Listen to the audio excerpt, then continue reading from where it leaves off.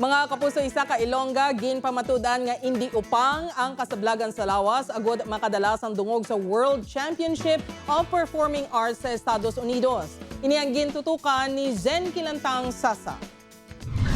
Some people want it all, but I don't want nothing at all. Bata pa lang si Moira Claire Tan, hilig na sini ang pagkanta. Sang una, wala ini nag-intra sa mga singing competition. Apang nakumbinsi ini sang iya mga abyan nga mag-audition sa World Championship of Performing Arts o kun WCOPA. Handom sini nga maka-perform sa luwas sang Pilipinas, agud makahatag sang dungog sa pungsod. Kag natigayon ini, sang nag-compete siya sa WCOPA California, USA, sa diin nahakot sini ang mga medalya. Champion of the World Division winner ini sa Gospel, Rock, kag R&B's Soul Jazz category.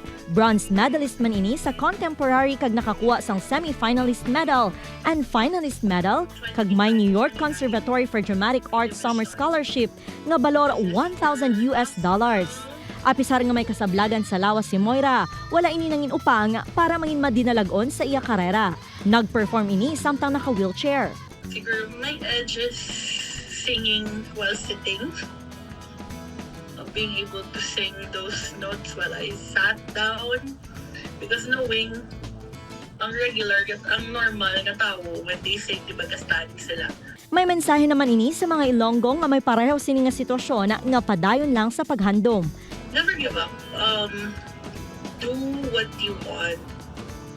When it comes to your dream, try to live your dream as much as possible.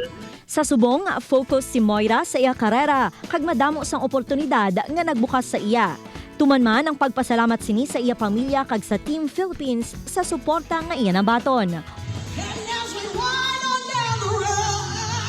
Upod kay Cirilo Randuque, Zen Kilantang Sasa, One Western Visayas.